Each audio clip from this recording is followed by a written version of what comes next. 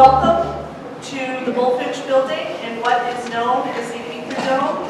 I don't know how many of you know, but this is the first operating room of the hospital when the hospital opened in 1821. We did approximately 6,800 operations in this room before it became obsolete as an operating theater.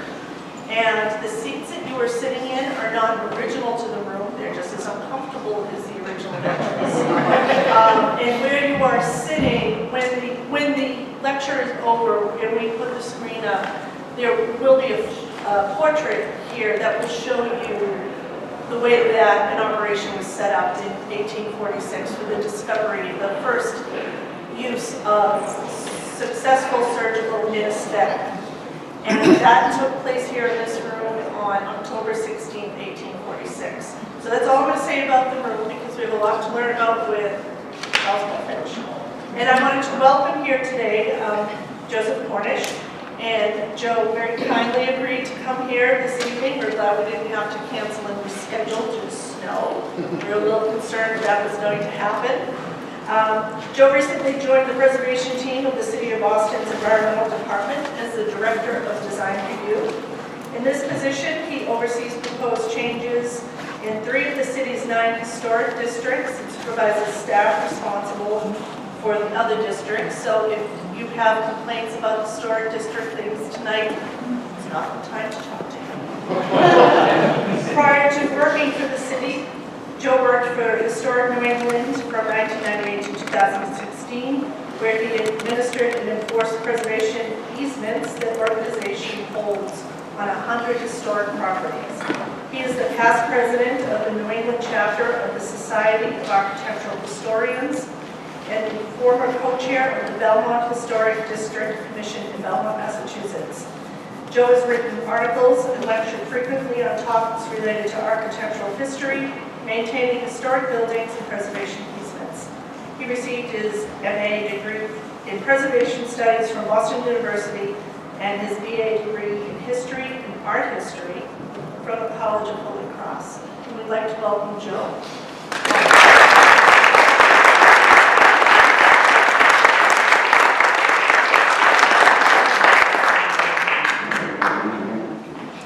Thank you, everyone. Thank you for coming out tonight on a cold night. Can everyone hear me?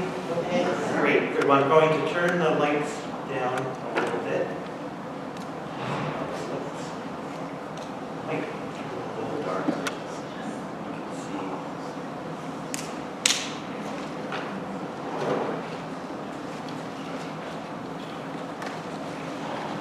Well, obviously you're all here to hear about this gentleman, Charles Bulfinch. This painting of him was done when he was 23 years old, and Bulfinch was born to a very wealthy Boston family. His father, Thomas, was a doctor, and his grandfather was also a doctor. His mother was from a wealthy family called the Apthorpe family. And the Bulfinches lived in this house here.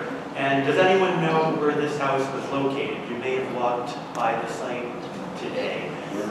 If you took the blue line here, Bowdoin Square Station, the telephone building, there's a plaque on the side of it that marks the location of the Bulfinch mansion. And this was the birthplace of Charles Bulfinch.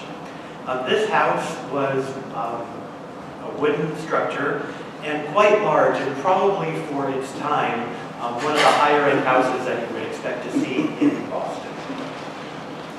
This is what the city looked like. Are most of you native Bostonians here familiar with the history of Boston? If you're not, Boston was a much smaller landmass, and there was a neck, Boston Neck here, that ran along present-day Washington Street, and most of the area here, marshland, the Back Bay was filled in, and most of the area here behind us today, we're right about here now, the mill pond was also filled in. And you'll see some images, if you haven't seen already, this building with water surrounding it, which is quite evocative of the time. This is a perspective looking from Boston Harbor towards the city to give you a sense of what it looked like in 1775, at the time that Bulfinch was a teenager. And you can see quite a few church steeples, quite densely populated buildings, and of course the focus of attention being the harbor. And that was the livelihood of the merchants of Boston, really the real wealth of the city. This is what a lot of the houses looked like in the 17th century and 18th century in Boston. What the average person would be living in. This actually was on the large side. Most of the houses in the 17th and 18th century in Boston and eastern Massachusetts were all heavy timber frame oak construction. Normally they would be just two rooms, one room on the first floor, one room on the second floor, with a large chimney, fireplace. You can see that here at the Revere House. This is what most carpenters would use in the 18th century for the higher end houses in the city. Houses like the Bulfinch house. There were no trained architects in Boston in the 17th century or the 18th century. Carpenters relied on these English pattern books, and there were quite a wide variety of pattern books. James Gibbs, Abraham Swan were two of the most well-known. Indigo Jones, he was also one of the most published of these pattern books. An example of a house constructed by these pattern books unfortunately does not survive. One of the earliest, 1686, is the Hutchinson House. This was located in the north end on Garden Street in Boston, and it was sacked in 1775 during the riots when the Patriots were fighting for freedom, and then it was later torn down in the 1820s when that area was developed. But what you see here, very different from the Revere House, which was built 2 years before. This was a masonry structure, 3 full stories with an attic, with a center hallway and chimneys. Fortunately, there is a house similar to the Hutchinson House that does survive, and you can visit it today. This is the Isaac Royal House in Bedford, Massachusetts. Isaac Royal was a wealthy merchant. He made a lot of his money with the triangular trade with rum and slaves and molasses. And this house is a museum and open to the public. This elevation, the east facade of the Royal House, was finished in 1733 to 37. And if you look carefully at this wonderful entryway, all of this is carved out of wood. And this is a house entirely constructed out of wood. But this builder, or builders who built this house, relied on the pattern books that, again, trained architects were not available, so these pattern books are what people were using to build these houses.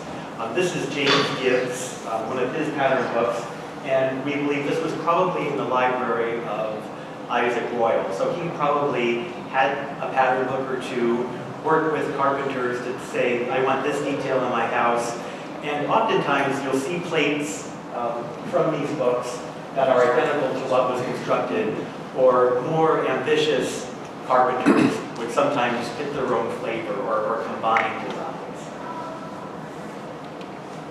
When Isaac Royal's son inherited this house, he enlarged it and had the west elevation revised and remodeled. And he also used a pattern book. But it's interesting, again, if you're looking at this facade, you may think this is stone, but it's actually wood boards that were scored to look like masonry. And when this building was painted originally, it was painted with a mixture of sand and paint, so it would actually feel like masonry. But if you look at this entryway, you can see again, Isaac Royal Jr. probably used the same book that his father had and picked out an example of what he wanted for his door. You have these Ionic capitals and this segmental arch, which you see often during the Georgian period of architecture in New England. And you see it so often, I just wanted to show a few examples. Down in Providence, Rhode Island, you see an example of this house built in 1772. And this is just one of my favorite buildings because it was raised in the 1930s with this storefront. So it looks like this huge Georgian house that's going to squash that glass box, but that's not what's going to happen. You see the difference between this entry and the Royal House or the treatment of the capitals. He had more ambitious Corinthian capitals with this entryway. And then in Newbury, Massachusetts, you have a carpenter who probably had the same book, but instead of Corinthian or Ionic capitals, used the Doric order. So when you get familiar with these pattern books, you get to see different examples when you go out and explore. Houses that Bulfinch would have been familiar with, probably one of the most ambitious, was the Longfellow House in Cambridge from 1759. We don't know the architect of this building. Most likely it was Peter Harrison, but that is not confirmed. But you can see, similar to what we saw at the Royal House, this is a wood structure, but you have elements that are trying to emulate masonry. And even this front center piece here and the boarding that you see here are all flush, so it would be painted to look like a masonry building. Another building he would have been probably well acquainted with was the Apthorpe House in Cambridge, and this was built by an uncle and lived in by an uncle of Bulfinch. So it's a house at Harvard, and when it was initially constructed, it looked very much, probably very similar, the same architect perhaps, as the Longfellow House. You can see it had a balustrade. This third story was added later, but you get the sense again of the grandeur and the type of building. Looking at pattern books, pattern books in England were all meant to construct masonry buildings, so in New England they had to be translated into. Another architect connection that Bulfinch had was his grandfather, Charles Apthorpe, was the largest donor for the construction of King's Chapel, which was designed by Peter Harrison, who we think maybe did the Longfellow House and also Christ Church in Cambridge at Harvard Square. So he was surrounded and familiar with architects and with wonderful buildings. As many of you know the history of Boston, in 1775 we had a war that took place and lasted for many, many years, and it really had a great impact on the city. The city was cut off, that narrow neck, the road was cut off really from access from the mainland. The harbor was cut off too, so Boston was quite isolated. In Bulfinch's autobiography, he writes about the Battle of Bunker Hill, which you see here.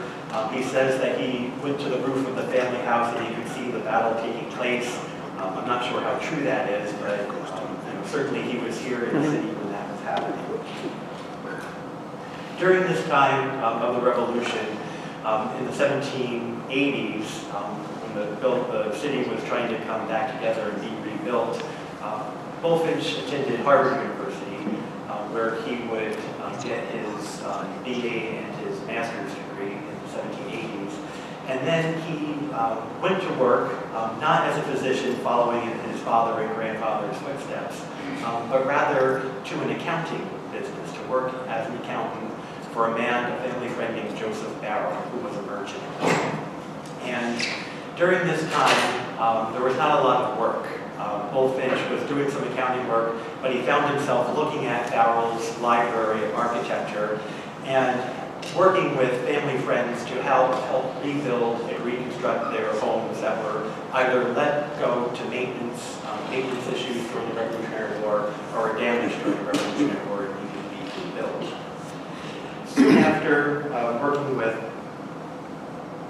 Barrow, this is just an image, just to remind you again, you can see the troops here in Concord, Massachusetts, heading back to Boston, that the Boston troops really did have quite a presence here and really cut off the city. This image I just wanted to show you, this is the Hancock House, which is at the site of the current State House. And you can see, looking from the Hancock House out towards the Common, you see water, just again to remind you that most of the land west of the Common was infilled. While he was working with Joseph Barrow as an accountant, there was a family death in London. An uncle passed away, and the family inherited £200. And the family thought they wanted to invest that money, and they invested it in Charles Bulfinch's future, and they sent him to Europe for a grand tour. And it was really during this trip, he was there for almost 2 years, that he was able to meet architects in London, read a lot of architecture books, see recent buildings, and then do a grand tour through France and Italy to look at Renaissance buildings, which really were being used as the key for architecture and building in London at the end of the 18th century. What was happening in London during this time, the Portland vase, this first century AD artifact, was rediscovered, and in the 1780s, at the time that Bulfinch was in London, there was a real movement to look romantically at Roman antiquity.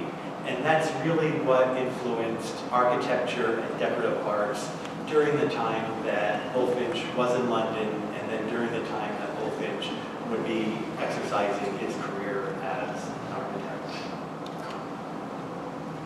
The architects in London were looking back to the works of Andrea Palladio from the Renaissance. His book was initially published in 1570 and then republished in 1715. And the architects in London were looking back at the buildings that Palladio had designed. These are just 3 examples. But I do want to point out, has anyone been familiar with the term of a Palladian window? You can see here where that derivation came from. Basically this pattern of an arched opening flanked by 2 rectangular openings that you see in Renaissance architecture. And this would be a hallmark that is used over and over again by Bulfinch and then other architects in England and in America during this period of time. You can see in this example, I hope, an example of how Renaissance architecture influenced the architecture of London.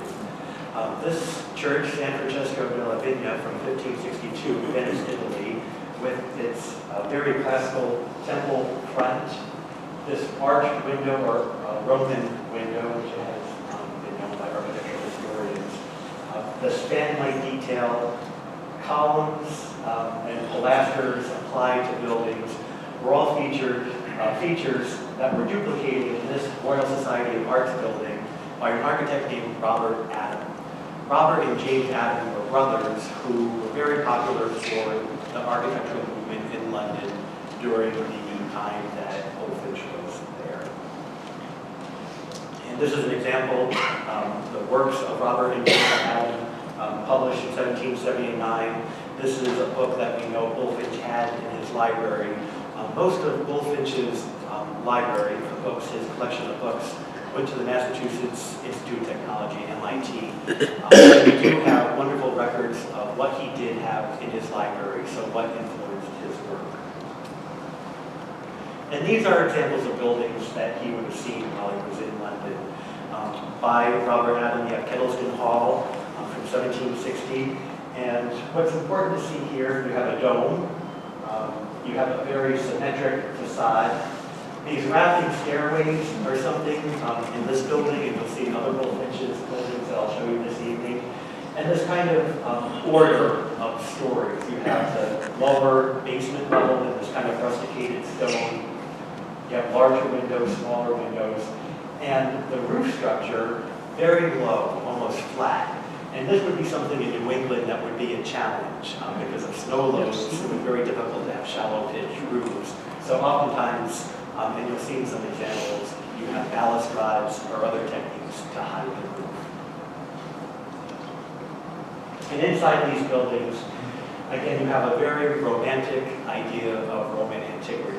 And you have a lot of applied decoration, kind of like that Portland vase. You have a lot of swags, statuary, and what becomes very popular is the elliptical or oval room, and that becomes very popular here in New England and in a lot of Bulfinch's buildings. So Bulfinch comes back to Boston after this wonderful trip. He gets married. He marries his first cousin, Hannah Apthorpe. They'll end up having 7 children. Only 2 children will survive. He becomes a member of the Board of Selectmen in Boston. He becomes the chair of the Selectmen in 1799, and he'll stay in that role until he leaves Boston in 1817. But one of the first churches the first building that he designs when he comes back is this building, which unfortunately does not survive, a Hollis Street Church from 1788. And what he was looking at, again, he came back from London all charged up and wanting to create what he saw in London here in Boston. So by having a role as a member of the Board of Selectmen, he had a lot of influence in city planning, and he would have a lot of influence on the way the city is planned. So this first building, he was looking at pattern books. This is a pattern book from Inigo Jones from earlier in the 18th century.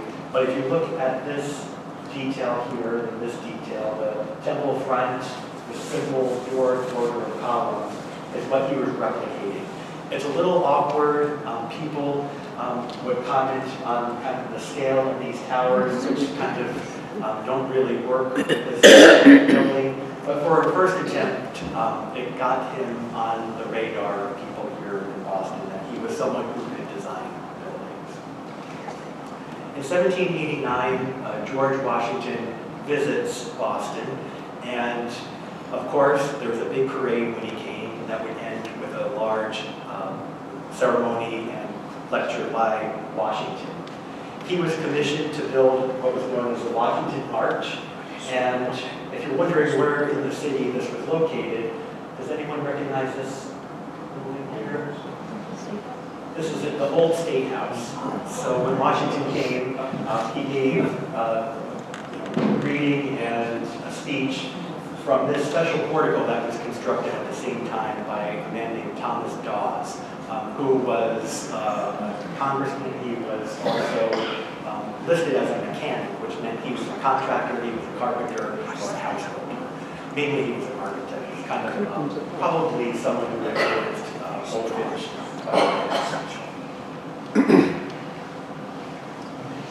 His next commission was to build a memorial column commemorating the Revolutionary War. And as many of you may not be aware, and I love this image, Beacon Hill was shaved down quite a bit. Beacon Hill was originally named because it had a beacon that could signal from the top. That beacon blew down in the storm, and it seemed like it would be a great site to build some type of memorial to the Revolutionary War. So Bulfinch designed this column, which was made of brick and covered in stucco. Unfortunately, it didn't hold up very well to the weather, and it would be removed probably about 20 or 30 years later. There is a column today, if you visit the State House, and that is a replica of what had been here on this site. The first house that Bulfinch designs here is the John Joy House from 1791. Joy was a family friend, and you have to remember he was fairly young in his career. He had the Hollis Street Church, which was a little awkward. So in building this house, he looked, I think, locally for some inspiration. And you can see quite a bit of similarity here to the Longfellow house. You have the center entryway, kind of expanded a little bit in the Joy House.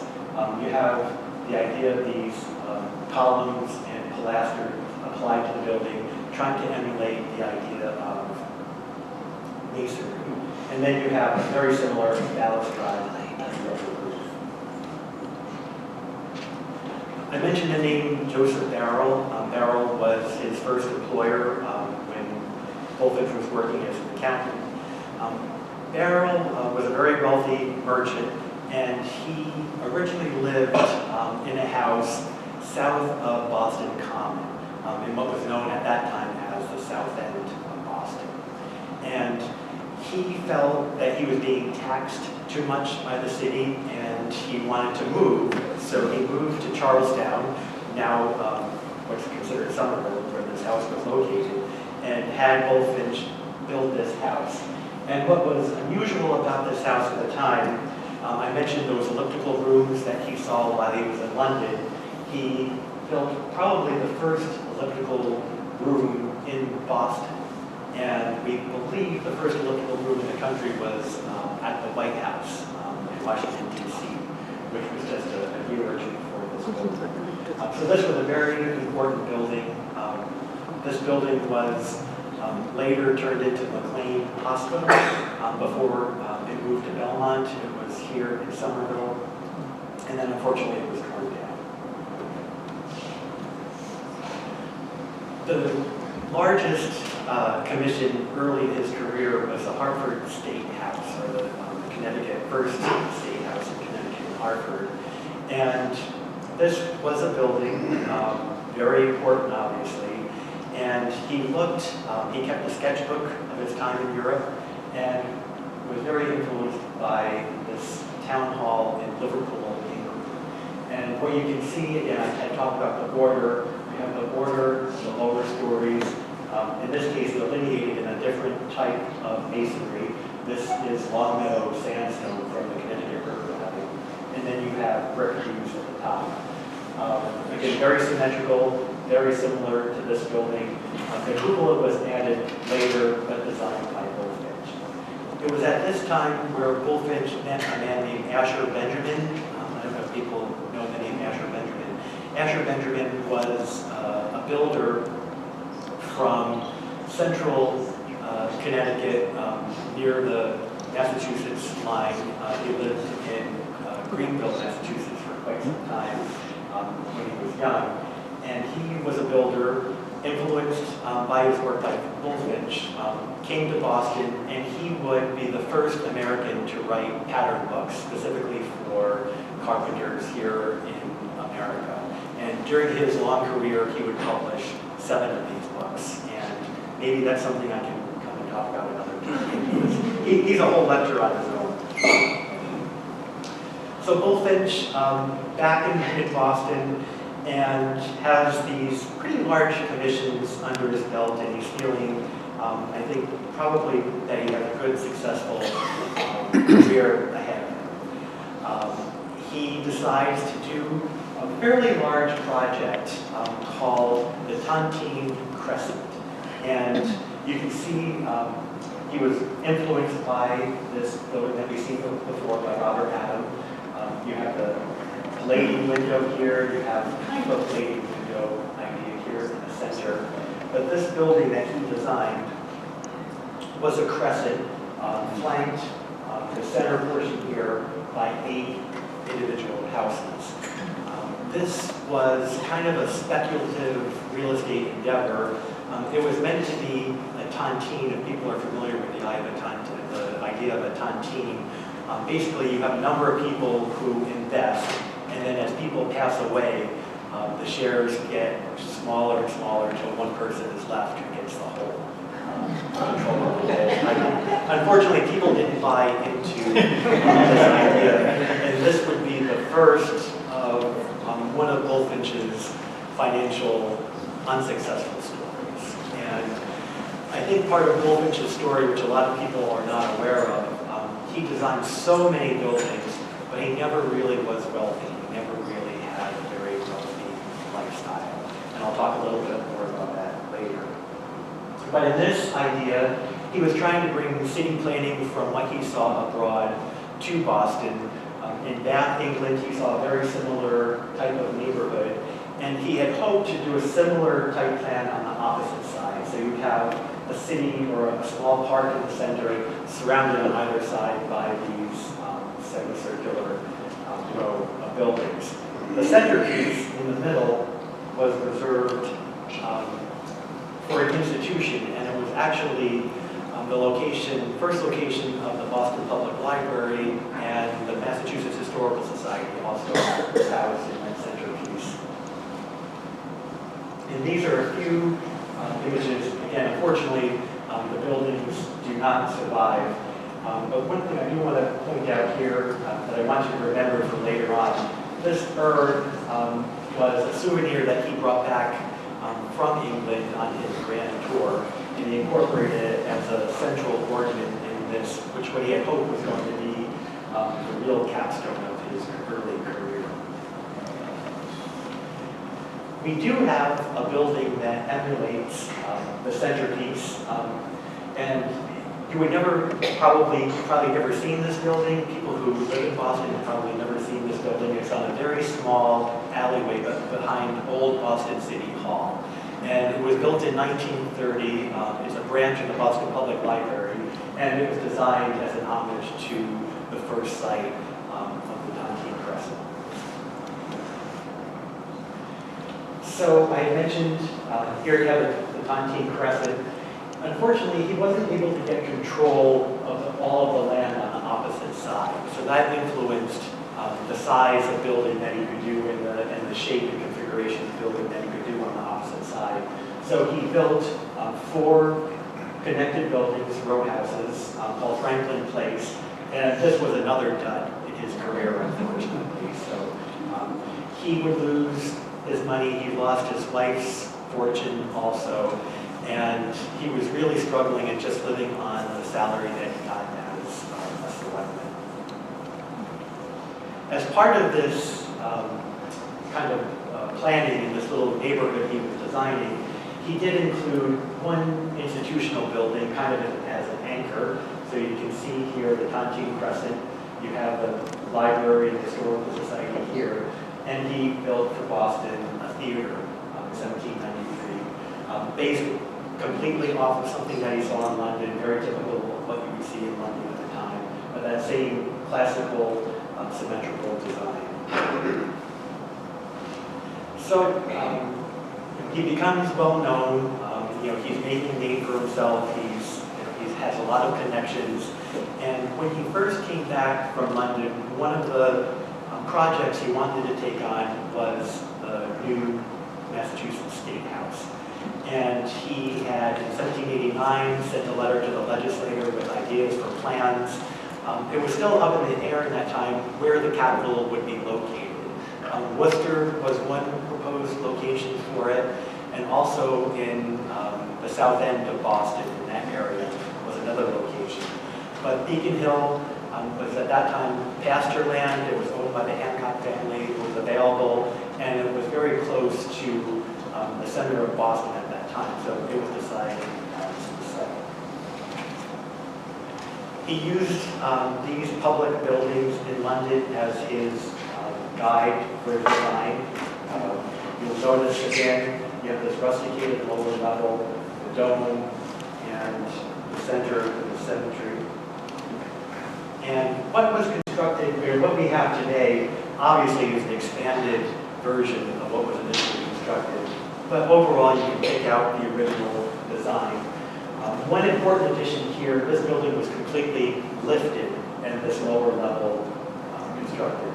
Go back here, you can see it was much more, you didn't have that flight of stairs to go up to the building we have today. Public buildings, the United States Bank in Boston, he gets a commission to do this. He uses Robert Adam as a source. And then with his connections as a selectman, he knows when projects are going to happen. He sort of has the inside track of when land is going to be available. The Almshouse in Boston, from the 17th century, it was originally located at the corner of Beacon Street and Park. And when the new almshouse was constructed, he designed it, and it was designed not far from where we are today. It's on Lover Street, a place called Barton's Point, which years ago was, I would say, probably about 1,000 feet behind us and a quarter of the water. What was interesting about this building, it was really very thoughtful. It was well ventilated, it was near the water, it had outdoor bathing facilities, bathhouses, it had a walled garden area, and it had a grease area. So it was very forward-looking and kind of a civic-minded project. Not far from here, the first Harrison Gray Otis House was a commission. Harrison Gray Otis was a lawyer, a wealthy investor, and a very good friend of Bulfinch. And as many of you may know in this room, Bulfinch designed not one, but 3 houses for Harrison Gray Otis. Fortunately today, this building survives, and it survives very much intact. So you can visit this as a house museum today. What influenced Bulfinch on the design of this house was what he saw in Philadelphia when he and his wife went to the inauguration of George Washington. and he kept a sketchbook, and he thought this was one of the best single-family houses that he had seen. So it's applied ornament, a fanlight, a Palladian window, and he incorporated most of those features into his initial design for the Otis house. The Otis house that survives today, believe it or not, was moved in 1925. It was much closer to Cambridge Street than it is today. And it was restored around 1925 at that time. It was acquired in 1917 by William Sumner Appleton, who was the founder of the Society for the Preservation of New England Antiquities, SPNEA or SPNEA, which is now Historic New England. And he used these sketches to guide him during his restoration efforts. The Palladian window that you see today, and you can kind of see ghosts here, was a bay window that was altered at some point in the 19th century. And then you had storefronts when this building faced Cambridge Street. You get an idea of the floor plan. You have the central hallway here, and you have dining room parlor. You have a kitchen in a part of the building that was separated but original to the construction. But what's really important about this building is SPNEA in the 1970s did probably the first method of paint analysis where you take scrapings of paint and look under a microscope. Until that point, architectural historians and preservationists would do cratering, where they would sand woodwork and then get an idea of the different colors that they saw. But the problem with that, a lot of early paint pigment was not stable, so it would change over time. And then you also have the issue of colors just fading naturally. So this was the first time where actual chemical research was done to find out what pigments were used in the colors we created. And what that told and guided architectural historians was that, in fact, Federal interiors were very lively and bright. And you can see that in the yellow of the walls. The mantelpiece here, almost looking like Wedgwood pottery, painted blue, kind of a light relief. And then what's also interesting, you have this ingrained wall-to-wall carpet. And I think when people think of wall-to-wall carpeting, they think of the 1970s kind of shag carpeting that some of us are probably familiar with in our old homes. But these very bright patterns were used throughout the Federal period. And it's also important to look at this stair right here, the typical woodwork and carving that was done, and the attention to detail. And what set this style of building apart from its early Georgian grandfather building was scale and this kind of delicate feeling. Georgian style buildings in were very heavy. You have a lot of wood paneling being used. In these houses in the Federal period, you have plaster walls, and you just have a lot of nice, light, airy woodwork and hardwood being used. During the time that Bulfinch was working with Otis, Otis and a few other wealthy people, along with Bulfinch, decided to create the Mount Vernon Proprietary. And what they decided to do was to buy land, current Beacon Hill, around the area of the State House, and develop it into house lots. And Bulfinch had a quite ambitious idea for what he wanted to do here. He had ideas of large green squares with elegant houses surrounding it. One of the first houses that was constructed is 29A Chestnut Street. And if you're familiar with Chestnut Street, all that you see that faces Chestnut Street is this bowed wall here. The front entry actually faces east, or looks kind of uphill towards Beacon Hill. And the reason for that, in Bulfinch's original plan, he had planned for a large square green area to be built between Chestnut Street and Mount Vernon Street. That did not happen, partly because of the work that would be needed to shade down further Beacon Hill, but also just the economy of the time. And houses, real estate, land was getting more scarce, and there was just more demand for houses in this area. But this house still largely survives intact, and you have the symmetry that you can see. And I encourage all of you to take a walk through Beacon Hill and look at some of these houses and buildings that I'm going to show you, because you really need to get close to see the details of the woodwork and the carving that still survives. Another house that he built on Beacon Hill, Jonathan Mason was one of the Mount Vernon proprietors, and he decided to build a house for himself on Mount Vernon Street. And if you're familiar with Mount Vernon Street at all, you'll know if you kind of start at the top of the State House, you're walking down and you have houses on either side very close to the street. But as you get a little further down, the houses are set back, and they're actually set back 30 feet from the street. And this goes back to Bulfinch's original idea for that green, that center green space. And the Jonathan Mason house had that 30-foot setback. And where this was located, if you're familiar, near the top of the hill, there is a house museum there now, part of what's called the Mason's houses that I'll be talking about. But this house was in that area, just where the houses are set back today. Harrison Gray Otis didn't stay on Cambridge Street very long. He decided that he also wanted to build a house for himself on Mount Vernon Street. And this house is remarkable in that it survives, and it's the only freestanding house that survives on Beacon Hill. So very desirable. The entry originally was on the west side. It was moved at one point in the 19th century to the east side. However, Otis would only stay here for 5 years during the time that Bulfinch designed another house for him on Beacon Street.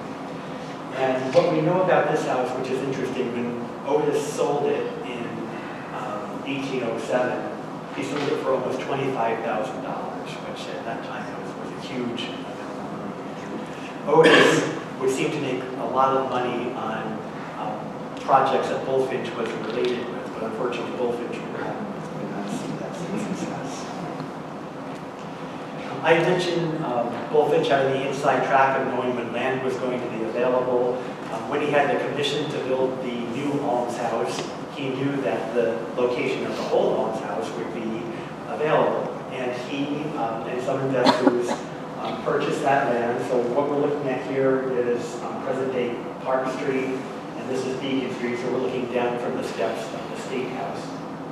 And you would build here a very large house for Thomas Amory. Thomas Amory was a merchant, and unfortunately, when his house was completed in 1803, there's a legend that he was scheduled his housewarming party, and just hours before the party, he found out he was penniless and had to sell the house soon after. The house became a boarding house for a short period of time, and it was later divided into 2 houses. But if you look at it, you can see the symmetry here. And Bulfinch, in a lot of his public buildings, tried to delineate that lower floor with some kind of colonnade or arches.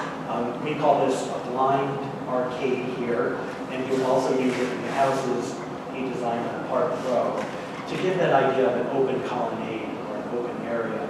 But really, they're just slightly recessed arches with window and door openings. Another story about the Amory house is he had gotten special permission from the city of Boston to build a vault under Park Street here to house his wine and coal. So I don't know if that is just a legend or if that really happened or if those vaults still exist, but it's an interesting story. And this is what's left today. Sometimes we have to deconstruct visually Bulfinch buildings to try to see what they looked like originally. And this building had quite a few renovations done in the 1880s, the Victorian period. And then you have these larger fronts here added. But you can still read that center entry, one of those curved stairways still exists. You can get a sense of the detail of woodwork. And again, if you visit these properties, you can see the nice carving that was done. And even up here of the center window, there's an eagle carved design. So some of the Amory house does survive today, but it has been quite rapidly altered. Moving back to Beacon Hill, back to Chestnut Street, he designed a double house for Charles Payne, and kind of that same idea that you have these flanking staircases, and kind of austere portico design here with somewhat simple columns, but a nice family detail here. When this house, these double houses were constructed, either side were meant to be side gardens. But about 20 years later, again, land was being gobbled up, and those gardens were built on houses that we see today. Across the street, a woman named Mrs. James Swan, who was also one of the Mount Vernon proprietors, decided to build not one, but 3 houses on Chestnut Street. And she didn't build them for herself. Instead, she built them as wedding presents for her 3 daughters. They all lived together. And they look very similar to what was probably meant to be at the Park Row. You have that idea of the blind arcade, the first story. One thing about these houses, the primary floors were actually the second story. So you entered the street level. There'd be small rooms at the street level, but a staircase that would bring you up to the main level of the house. And again, looking at the detail, you have wonderful carving still intact in a lot of these houses. An interesting part of the Swan houses, behind the houses on Mount Vernon Street, Mrs. Swan made sure that the daughters also had stables. And this wonderful row of stables converted into residences still survives today. And there is a legend that there is an easement on these buildings, on this lot, that requires a limit of 13 feet for any structure that's built there. So that's why we have this wonderful balustrade here today. I mentioned the Jonathan Mason house. He also, kind of in Mrs. Swan's footsteps, built houses for his daughter. His house was initially here. He built 3 houses beyond. His house was torn down and a house built in 1831 after he passed away. But also in looking at these rather plain-looking buildings, when you get up close, you can see some nice details in the carving of even the stonework. The lintel here has some nice reading. Further down on Mount Vernon Street, he initially, Bulfinch, designed a house that he had hoped he and his family would move into. That's this building here. Again, unfortunately, he didn't have the money to do that, and the family was constantly shuffled between houses and living in the family house, the 1740 house in William Square. This house on the corner of Beacon Street and Walnut Street, John Phillips' house, this was designed by Bulfinch, but fairly radically altered in the Second Empire style. You had this, it's called a mansard roof, and the entry, which was on Beacon Street, was moved to a side street. If you look kind of carefully, you can see the difference in the masonry. The window openings were changed here too when the house was removed. One of Bulfinch's probably grandest houses that still survives today is the 3rd Harrison Gray Otis house.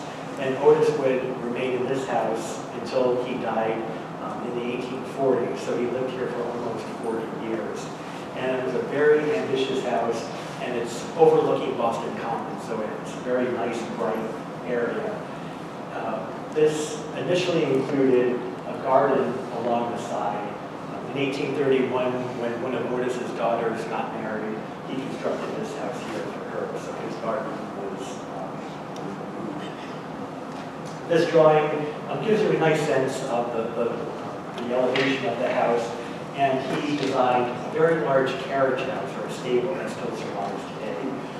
This house is not a private home today. It's owned by the American Meteorological Society. They're a not-for-profit organization that's owned it since the 1950s, but they're very generous with people coming and looking at it. So if you knock on their door, if you just show up, usually they're very open to having people come in and take a look. In this floor plan, you get a sense. What I wanted to show you was this oval room here on the 2nd story. The first floor that you walked in, just very small rooms. Otis had an office here, and he had a library. You go up a circular staircase to the main level.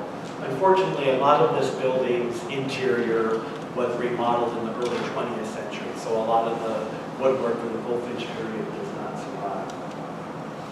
This is a stable behind it. It's used as offices today. But just to give you a little sense, Obviously, this is not a historic photo, even though it's black and white, you can tell by the exit sign. But we walk in this small entryway. You have small rooms, offices on either side. These mantelpieces were added in the 1850s. What's still original is the staircase, this wonderful curved staircase going up to the second story, this niche here, this wonderful curved, coved plasterwork. Really, a lot of play on light and texture being used. And this shelf up here was the location of a punch bowl that Otis would keep. And he would keep punch. They probably spiked with alcohol here, and his friends from the steakhouse would come and they would have refreshments when they would visit. This parlor on the second floor, this is one of the only rooms that still retains its original woodwork. So this mantelpiece dates to the Bulfinch period, and the carving here in the corner stands out. This is that oval ballroom or oval parlor, also on the main level. What's interesting to note, this room was probably very bright before his daughter's house was built next to it. And this arched wall actually protrudes into the house next door. So you have kind of a talking going on. And then this is the staircase. The original staircase ends here. Originally it was circular up to the upper floors, but for whatever reason, I think structurally it wasn't sound in the early 20th century. And they decided to use its components, but to kind of create this more square area kind of design. And then this house was not built with bathrooms, but connecting dressing rooms or used for bathing existed between the two primary bedrooms on the second and third floors. And you can see this woodwork is still intact and original from the time of Bulfinch. And what's interesting about these small rooms, they have mirrors, and the windows that lit these faced south. So you had a lot of natural light that would make these rooms nice and bright. This is just a floor plan. Here are the upper floors. This is where there was bathing rooms were located. He was a great friend of Bulfinch, or Otis. Otis and Bulfinch were great friends. And I think Bulfinch probably tried to give him as much business as he could. So when Otis bought this property in 1809 out in Watertown, Massachusetts, on the Belmont-Watertown line, he had Otis remodel an early 1715 house into this large summer house here. And it's interesting, back in the time of Otis in the early 19th century, Watertown, Belmont, even Dorchester was the country. And that was where you would go for your summer house. It seems kind of ridiculous today to think you'd live in Boston and have a summer house in Watertown. But it was very much the case for both the Bostonians during that time. So other than, we looked at a lot of houses. Bulfinch also designed public buildings. In addition, we saw one church, his initial church on Hollis Street, which was kind of a dud in design. But two buildings that he designs that really were unlike anything else in Boston were these two churches, which were, here, designed after Renaissance churches that he saw during his time in Italy. On the left, we have the cathedral, the first cathedral of the Holy Cross, and this was built very close to the area of the Tontine Crescent near present-day Franklin Street. And I had mentioned the low roof profile of the Renaissance buildings and the buildings in England. In Boston, that wouldn't be possible because of the snow loads, but what they tried to do was to have these balustrades and these little volutes shield the roof structure. So when you're standing in front of the buildings, you'd have the idea that it had a flat or very low roof. Holy Cross Cathedral has an interesting story. Boston in the early 19th century was not a very favorable place for Catholics to live. And Bulfinch and a number of Bostonians wanted to create a place where Catholics had a church to worship. And Bulfinch donated the plans for this building, so he did not get paid for this design. And then this would later not the place for the Boston Cathedral. The Cathedral, the Holy Cross in the south end that's there today, was constructed. This building in the south end, St. Stephen's Church, actually was built as a Protestant church. It was New North Church, and it became a Catholic church in 1862 when they had the influx of immigrants coming to that area of the city. In 1964, Cardinal Cushing had this church completely restored. So you walk into this church, its interior is not exactly the way it looked when Bulfinch designed it, but it's fairly close. And at one point, before 1964, the building actually been raised up, and Cushing had it brought back to its original. He designed large, complex buildings. The state prison in Charlestown in 1804 was probably one of his first granite stone structures that he would build. And what's kind of interesting about this, he designs this building in 1804, and unfortunately in July of 1811, he has to stay here because of debts that he did not pay. So it's kind of ironic that he has a cell in the prison that he constructed. But you have this kind of octagon centerpiece here, and this kind of primitive painting, maybe done by a prisoner at some point, gives us an idea of what it looked like at the inner jail yard. It does not survive, but it looks very similar in design to the Charles Street Jail, which was built later, not by Bulfinch, but by another architect. Working with people that he had known from the Mount Vernon Street proprietors, including Otis, he got the commission for this very large wharf building, India Wharf, which included India Street, which goes out to it. In 1807, we have the embargo that really put a lot of pressure on merchants in Boston. They were not able to get their goods out. Unfortunately for Bulfinch, the design and the construction of this building was completed just before that. It included 30 stores, and Bulfinch was paid for the design, but the investors all received the money from the selling of those commercial stores in this building. Faneuil Hall, the original 1740 structure, much smaller than the building that we know today.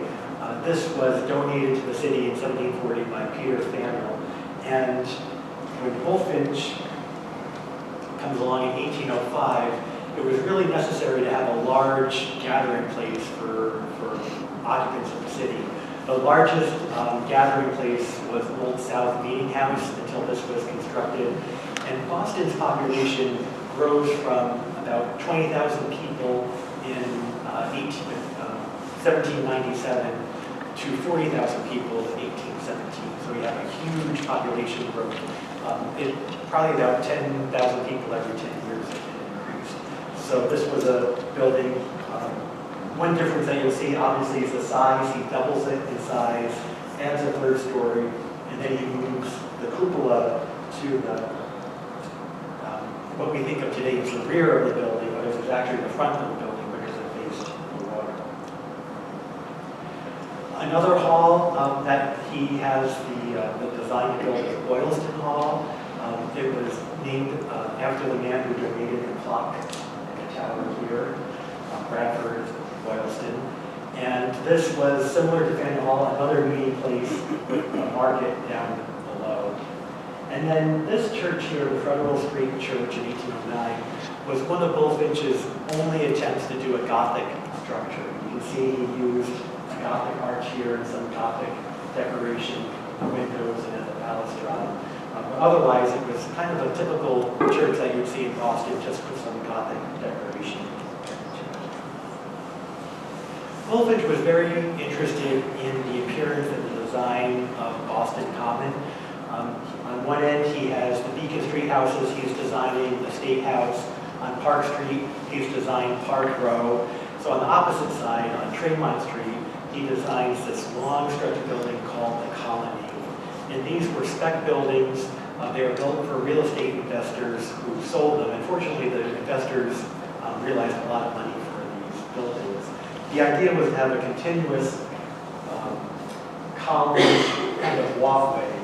and it would sort of frame your experience of the common across the street. In these pictures, unfortunately, some of them had been altered, so you lost some of it here, but it was a continuous common row.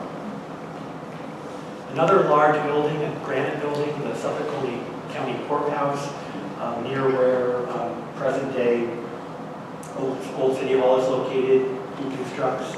And then the Boston Latin School on School Street.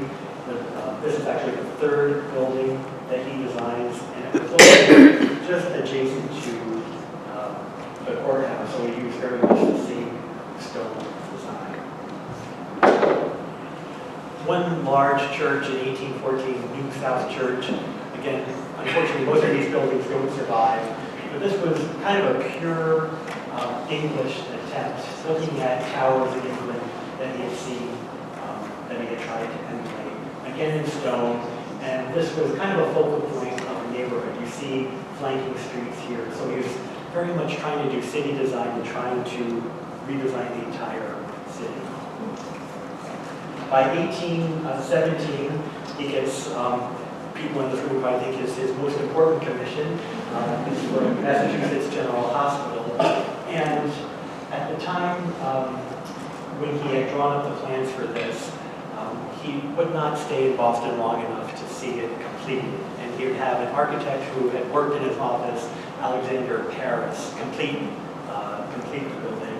And Paris was probably one of three major architects that Bulfinch kind of left a legacy for. Bulfinch was sort of the architect in Boston that these young architects looked towards. You'd have Alexander Paris, Asher Benjamin, and then Solomon Willard, who designed Otis Street Church and also the Untitled.